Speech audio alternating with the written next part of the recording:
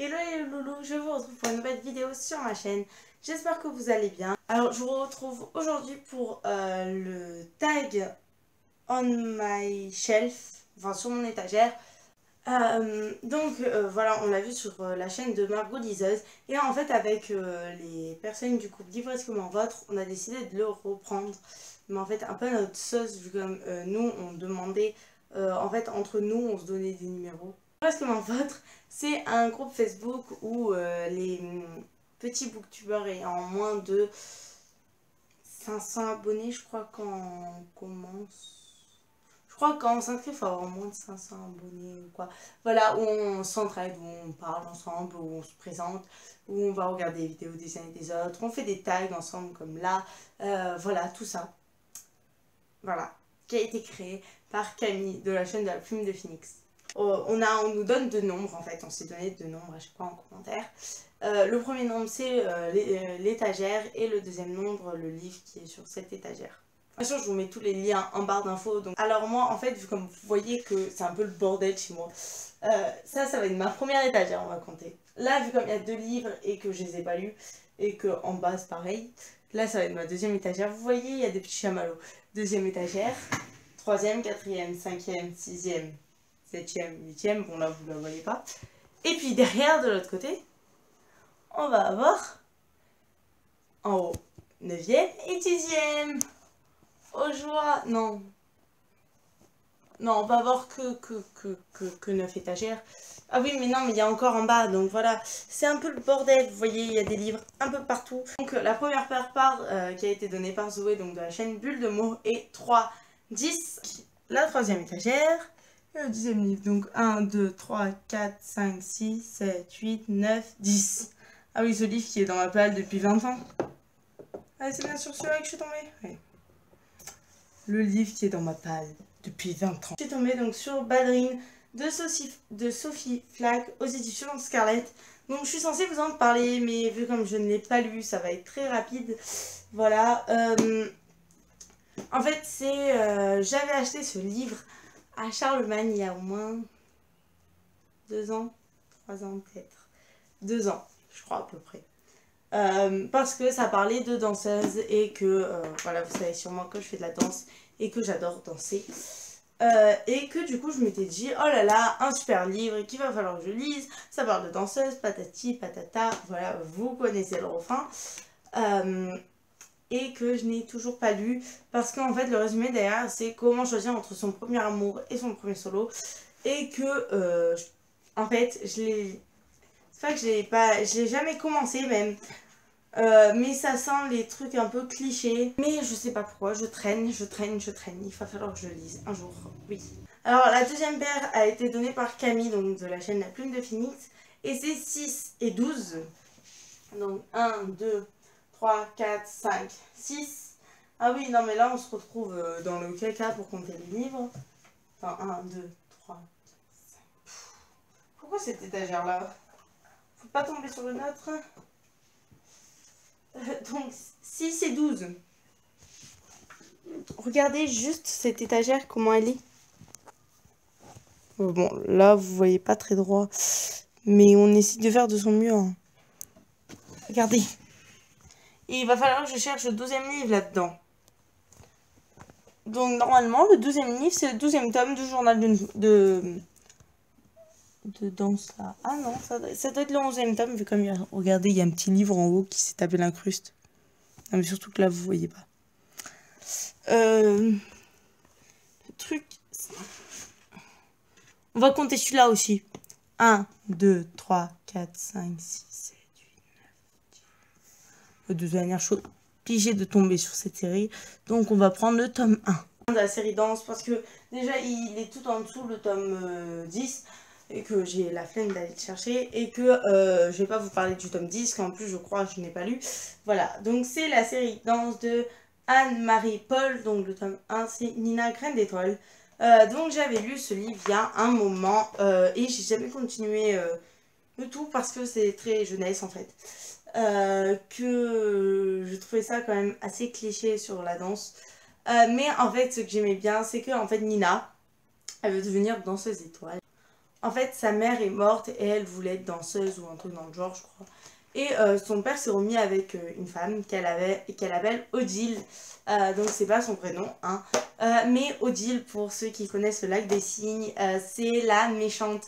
Il y a le cygne blanc, Odette, oui, ou un truc comme ça. Et le cygne noir, Odile. Et en fait, le cygne noir est la fille du sorcier méchant, Ron. Voilà, il a un nom hyper imprononçable. Voilà, et je m'en souviens plus. Je m'en souviens que c'est un nom hyper imprononçable, quoi. Qui a fait en sorte que le prince tombe amoureux du cygne noir et pas du cygne blanc, pour que le cygne blanc meurt. Elle va se retrouver et elle va aller dans une grande école de danse, sauf que son père ne peut pas lui payer l'école de danse. Elle va essayer de trouver un moyen de pouvoir assister au cours quand même, parce que en plus bien sûr va avoir une peste dedans, c'est obligé, c'est toujours les mêmes schémas et j'aime pas trop en fait le fait que c'est toujours, il y a toujours deux clans, deux filles qui s'affrontent, il y en a une c'est une peste, l'autre c'est la gentille et tout, voilà. En bref, voilà l'histoire. Je sens que cette vidéo va durer longtemps. Alors, Nicolas, donc de la chaîne Nicolas Gob, a choisi donc les numéros 4 et 18. Donc, 1, 2, 3, 4. Oula, ben, c'est celle-là d'étagère. Hein. Comme si vous ne la connaissiez pas déjà.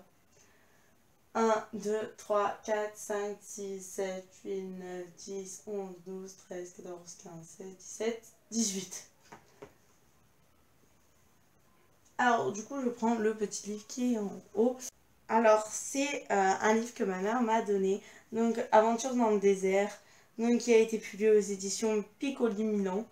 Voilà, c'est un vieux livre qu'elle avait quand elle était enfant. Donc, voilà.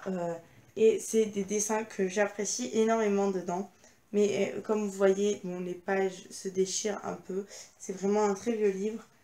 Il date de 1957, donc en fait c'était même pas ma mère quand elle était enfant, je sais plus c'était qui. Et voilà par exemple. Et je trouve les petits dans ce livre tellement mignons. Oh là là, c'est tellement mignon, regardez, juste. Voilà. J'essaye de pas l'abîmer en fait. En plus, les deux s'appellent Jacques et Jacqueline, le petit garçon et la petite fille. Je trouve ça juste trop mignon qu'ils aient des noms assortis. Voilà, mais par exemple... Je trouve les dessins vraiment mimi. Le prochain numéro a été donné par Caecilia. Je crois que sa chaîne c'est Caecilia, mais je suis plus sûre donc j'ai peur de dire une bêtise. Et c'est 3-1, donc le premier livre de ma troisième étagère. Donc le premier livre de ma troisième étagère, c'est Le Monde de Charlie de Stephen Chbosky, publié chez Saragan. Donc ce livre, je l'ai lu l'été dernier. C'est un livre, mais juste super.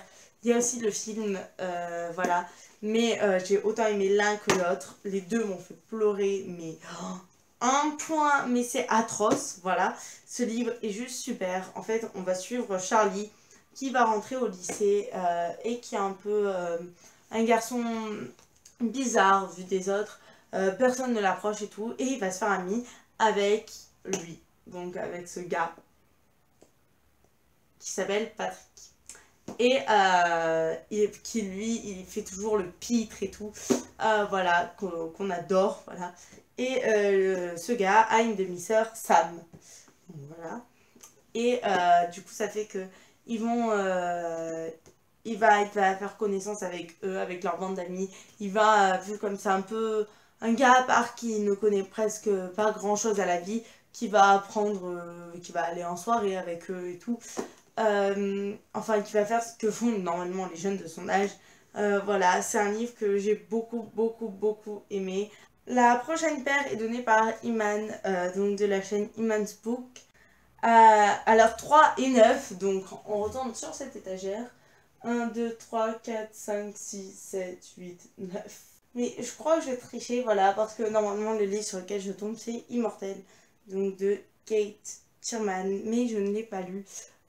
Donc en fait, je ne sais pas trop quoi vous dire dessus, comme je ne l'ai pas lu, quoi. Donc la prochaine paire a été donnée par Sophie. La chaîne, là, j'en ai aucune idée, je me souviens plus du tout. J'ai une mémoire de poisson rouge. Voilà, je vous l'écris en dessous et je vous la mets en barre d'infos. Je suis vraiment désolée, je m'en souviens plus. J'ai un gros trou là. Donc c'est 5 et 23. Donc 1, 2, 3, 4, 5. Alors ça fait 1, 2, 3, 4, 5. Normalement, comme ce livre est ici, donc on fait comme s'il était ici, d'accord? Comme ce livre est ici, donc voilà. On va le compter en sixième livre. 6, 7, 8, 9, 10, 11, 12, 13, 14, 15, 16, 17, 18, 19, 20, 21, 22, 23. Ce livre, c'est L'affaire Caius de Henry Winterfeld, publié chez le livre de poche. Donc l'affaire Caius, je l'avais lu quand j'étais en primaire et je l'avais relu en sixième, je crois. C'est l'histoire de Caius qui se fait... dont on se moque de lui à l'école en écrivant sur sa tablette. Caius est un âne. Lui, il est très énervé et tout parce que c'est le fils d'un haut truc romain, voilà, d'un haut gars romain. Et donc il le prend très mal, patati patata. Et le lendemain, on va retrouver la phrase Caius est un âne, écrit en lettres de sang, donc en rouge. En lettres de sang, Branagh te fait de la poésie et tout, l'écrit en lettres rouges, majuscules, sur le forum, je crois.